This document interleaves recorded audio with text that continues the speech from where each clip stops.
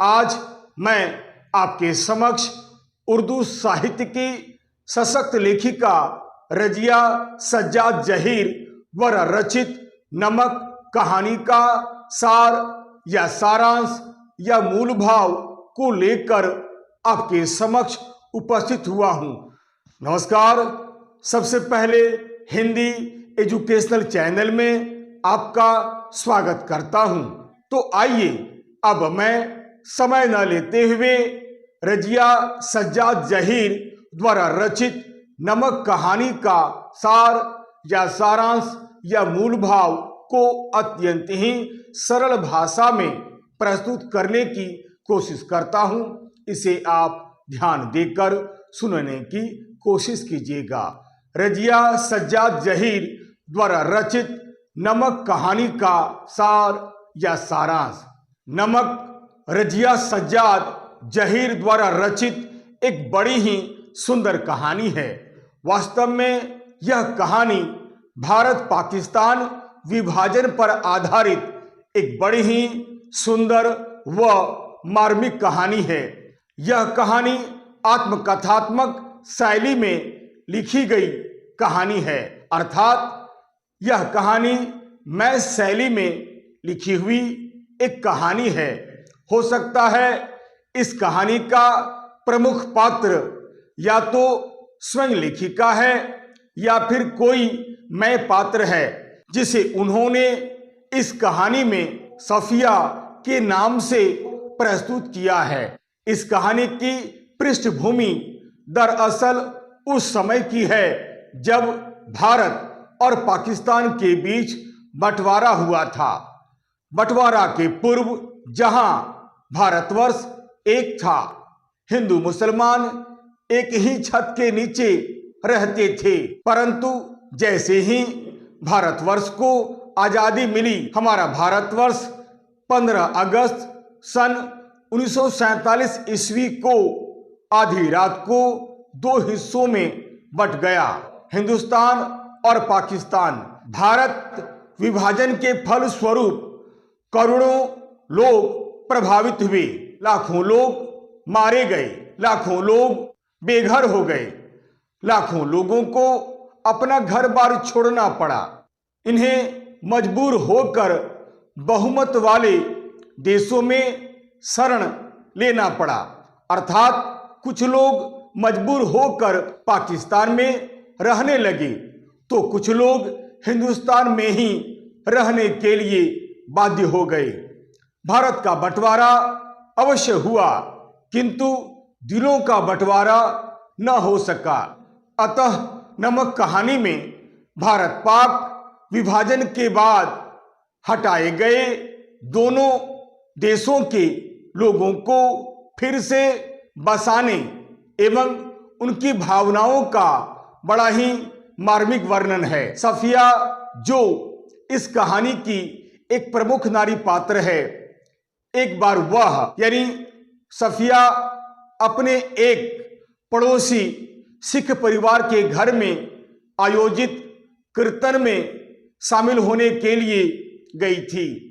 सिख बीवी को देखकर उसे अपनी मां की याद आ जाती है, क्योंकि वह स्त्री बिल्कुल उसकी मां की हमशक्ल थी। सफिया की प्रेम भरी बातों को सुनकर सिख बीवी ने भी उसके विषय में जानकारी लेनी चाहिए। घर की बहू ने बताया कि सफिया मुसलमान है, जिसके भाई साहब लाहौर में रहते हैं। ये उनसे मिलने के लिए कल ही लाहौर जा रही है। बातों ही बातों में सिख बीबी ने बताया कि उसका भी वतन लाहौर ही है और उन्हें भी वहाँ के लोग, वहाँ का खाना, पहनावा, सैर सपाटे और जिंदा दिली आज भी याद है। लाहौर की बातें करते करते सिख बीबी की आंखों में आंसू आ गए। सफिया को यह सब बहुत अच्छा लगा कि सिख बीबी के मन में आज भी अपने वतन के प्रति इतना प्रेम है। कुछ देर के बाद सफिया ने सांत्वना भरे शब्दों में पूछा कि क्या आप लाहौर से कोई चीज मंगवाना चाहेंगी। इसके उत्तर में सिख बीबी ने थोड़े से लाहौरी नमक लाने की बात कह दी। सिख बीबी से मिलने के कुछ दिन बाद सफिया लाहौर चली गई। सफिया लाहौर में 15 दिन तक रही। सफिया ने वहां जमकर खरीदारी की। सफिया को वहां इतना प्यार मिला कि उसे पता ही नहीं चला कि 15 दिन कैसे बीत गए। उसे मित्रों, शुभचिंतकों व सगे संबंधियों से ढेर सारे उपहार भी मिले। उसने सिख बीबी के लिए भी एक सेर यानी 1 किलो से थोड़ा कम लाहौरी नमक भी ले लिया। अब क्या था, हिंदुस्तान लौटने के लिए सफिया सामान की पैकिंग शुरू कर दी। वादे के मुताबिक सिख बीबी के लिए सफिया नमक ले जाना चाहती थी। सफिया ने इस सौगात को ले जाने के लिए सबसे पहले उसने अपने बड़े भाई साहब से बातचीत की, जो एक बहुत बड़ा पुलिस अफसर था। सफिया के पूछने पर भाई साहब ने बताया कि पाकिस्तान से भारत में नमक ले जाना गैर कानूनी है और वैसे भी कस्टम वाले आपके सामान की पूरी तलाशी लेंगे और जब उन्हें पता चलेगा कि आप नमक ले जा रही हैं तो इससे हमारी बड़ी बदनामी होगी और ऐसे भी नमक ले जाना गैर कानूनी है। वे किसी भी कीमत पर आपको नमक ले जाने नहीं देंगे और देखा भी जाए तो भारत में नमक की कोई कमी नहीं है। बातों ही बातों में सफिया ने भाई साहब को बताया कि उनके घर के पास एक सिख परिवार रहता है। सिख बीबी बिल्कुल मां की हम शक्ल है। सिख बीबी ने मुझसे लाहौरी नमक मंगवाया है और मैं यह सौगात के रूप में ले जाना चाहती हूं। भाई साहब के तर्क करने पर भी सफिया ने साफ साफ कह दिया कि मैं इसे चोरी छिपे नहीं ले जाना चाहती हूं, अपितु दिखाकर ले जाना चाहती हूं। सफिया ने प्रेम, आदमियत व इंसानियत को कानून से ऊपर मानकर नमक ले जाने की अपनी बाध्यता या प्रतिबद्धता प्रकट कर दी। भाई साहब के यह कहने पर कि आप नमक नहीं ले जा पाएंगी, यदि आप नमक ले जाती हैं और पकड़ी जाती हैं तो इससे हमारी बहुत बदनामी होगी। भाई साहब के मुंह से यह सब सुनकर सफिया की आंखों में आंसू आ जाते हैं, परंतु वह कुछ कहती नहीं है।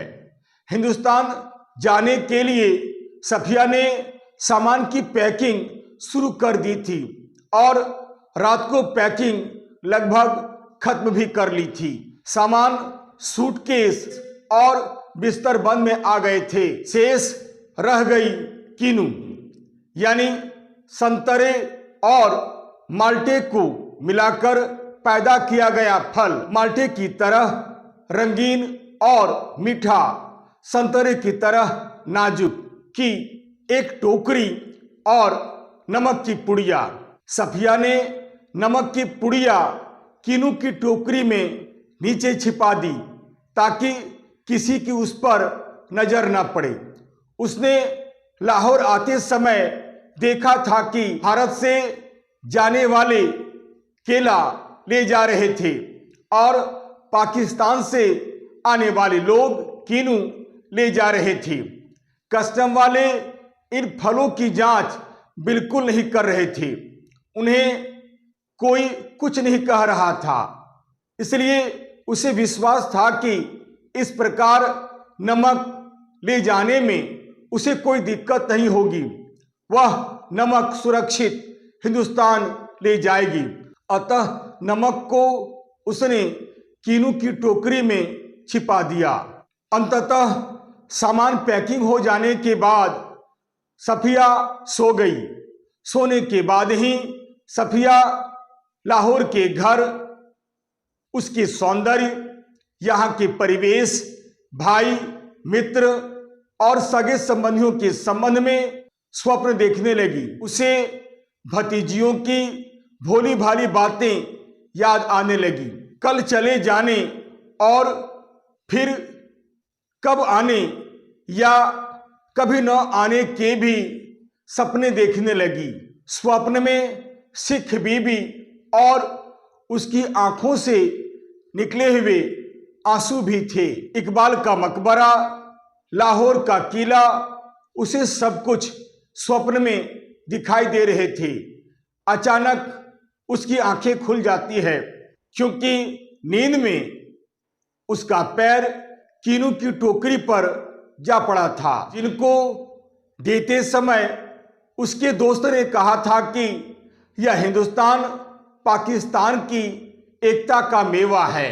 फर्स्ट क्लास के वेटिंग रूम में बैठी सफिया सोच रही थी कि आसपास इधर उधर न जाने कितने ही लोग खड़े हैं, लेकिन सिर्फ वही जानती है कि टोकरी की तह में किनुओं के नीचे नमक की एक पुड़िया रखी हुई है। जब उसका सामान जांच के लिए कस्टम वालों के पास जाने लगा तो सफिया कुछ देर के लिए डर गई। हृदय में हल्का सा कंपन होने लगा। फिर उसने तय कर लिया कि वह प्रेम की सौगात चोरी से नहीं ले जाएगी बल्कि दिखला कर ले जाएगी। अतः उसने नमक की पुड़िया को निकालकर बैग में रख ली। सामान जांच करने के बाद जब कस्टम अधिकारी आगे की ओर बढ़ा तो उसने कस्टम अधिकारी को अपनी समस्या बतला दी।